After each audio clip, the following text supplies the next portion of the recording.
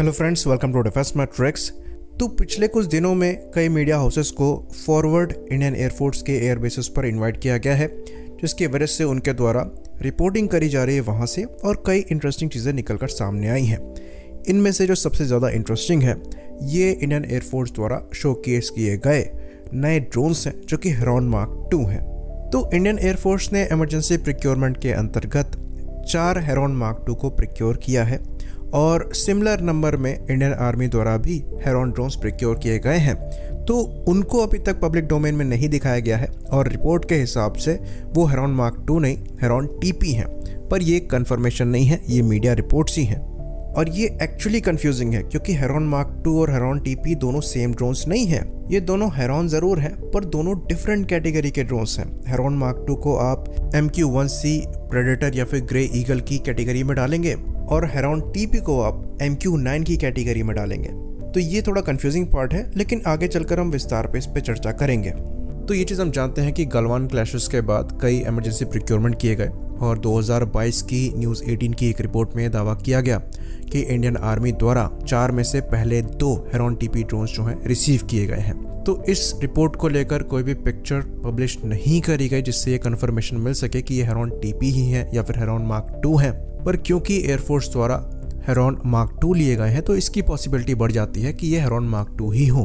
तो हम दोनों प्लेटफॉर्म में पहले डिफरेंस को समझ लेते हैं। तो ये चीज़ हम आपको पहले बता दें कि इंडियन आर्म्ड फोर्सेस द्वारा 2000 से ही हेरॉन ड्रोन्स यूज़ किए जा रहे हैं, लेकिन ये बेसिक हेरॉन ड्रोन्स थे और सैटकॉम को, यानी कि सैटेलाइट कम्युनिकेशन को लैग करते थे।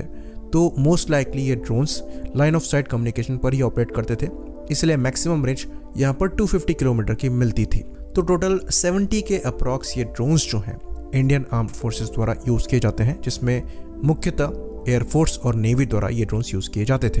तो हेरॉन मार्क 2 में क्या हुआ है कि यही परफॉर्मेंस एनहेंस हुई है। मैक्सिमम सर्विस सीलिंग 35,000 फीट की है, मैक्सिमम रेंज 1000 किलोमीटर को क्रॉस करती है, और जो एंड्योरेंस है ये अप्रॉक्सीमेटली 40 आवर्स के आसपास का है, जो कि बहुत ही ज़्यादा बेहतरीन है। साथ ही साथ जो पेलोड कैरिंग कैपेसिटी है ये अराउंड 500 किलोग्राम्स की है, जिसकी वजह से ये ऑफेंसिव वेपन्स को भी कैरी करने में सक्षम है। तो ये एक डिसेंट अपग्रेड है हेरॉन मार्क 1 पर, और कहा यह जा रहा है कि अपनी इस लॉन्ग एंड्योरेंस की वजह से ये ड्रोन एक ही बार में चाइनीज और पाकिस्तानी बॉर्डर्स दोनों पे सर्विलेंस करने में सक्षम है। तो ये चीज़ हम ज़रूर कह रहे हैं कि इसे MQ-1 ग्रे ईगल की कैटेगरी में कंसीडर किया जा सकता है, लेकिन परफॉर्मेंस उससे काफ़ी ज़्यादा बेहतरीन मिलती है।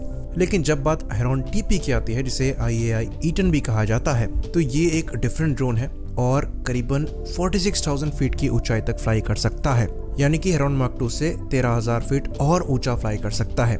एंड्योरेंस यहाँ पर 30 आवर्स के ऊपर की है, और सैटकॉम की वजह से मैक्सिमम रेंज 1000 किलोमीटर के ऊपर की है। इंजन यहाँ पर एक 1200 हॉर्स पावर का यूज़ किया गया है, वहीं पर हेरॉन मार्क 2 में जो इंजन यूज़ किया गया है ये 137 से 160 हॉर्स पावर की मैक्सिमम पावर प्रोड्यूस करने में सक्षम है। तो इससे भी कैटेगरी का डिफरेंस पता लग जाता है। साथ ही साथ जो हेरॉन टीपी है ये मैक्सिमम 2700 किलोग्राम का पेलोड कैरी कर सकता है हेरॉन मार्क 2 के 500 किलोग्राम के कंपैरिजन में। तो ये एक अलग ही फायर पावर को दे सकता है। बाकी स्पीड भी यहाँ पर ज़्यादा है।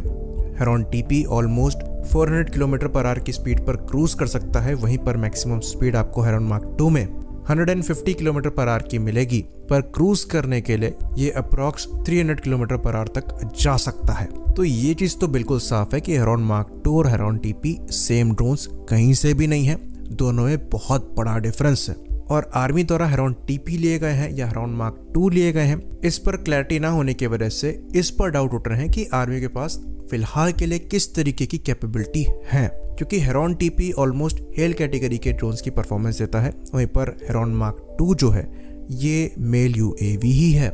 अगर आप पर्सनल ओपिनियन की बात करेंगे तो हमें ऐसा लगता है कि आर्मी द्वारा भी हेरॉन मार्क 2 ही लिए गए होंगे, जैसे कि एयरफोर्स द्वारा लिए गए हैं। बाकी फर्दर हेरॉन टीपी ड्रोन्स का लेने का कोई सेंस नहीं बनता है, क्योंकि हमारे द्वारा MQ-9 प्रिक्योर किए जा रहे हैं, जो कि सिमिलर कैटेगरी के ड्रोन्स हैं और ऑलमोस्ट सिमिलर परफॉर्मेंस देते हैं। ऑल्दो पेलोड कैरिंग कैपेसिटी वगैरह में हेरॉन टीपी थोड़ा सा बेहतर ड्रोन है। बाकी जो हमारे इन सर्विस हेरॉन मार्क 1 है, इनको भी अपग्रेड किया जाएगा सैटकॉम से, और इनको आर्म भी किया जाएगा लाइट अटैक रोल को परफॉर्म करने के लिए। तो ये सब प्रोजेक्ट चीता के अंतर्गत किया जाएगा, जिसकी वजह से ये ड्रोन भी काफ़ी ज़्यादा कैपेबल हो जाएंगे। तो ड्रोन्स के मामले में हमारी प्रोग्रेस जो है काफ़ी तेज़ी से हो रही है और होना ज़रूरी भी है, क्योंकि हमारे जो एनिमीज़ हैं वो अपने आप को दिन प्रतिदिन इम्प्रूव करते जा रहे हैं। आई होप इन्फॉर्मेशन यहाँ पर क्लियर रही हो। इसी बात पर इस वीडियो को भी हम ख़त्म करेंगे। लाइक करिए, सब्सक्राइब करिए। जय हिंद।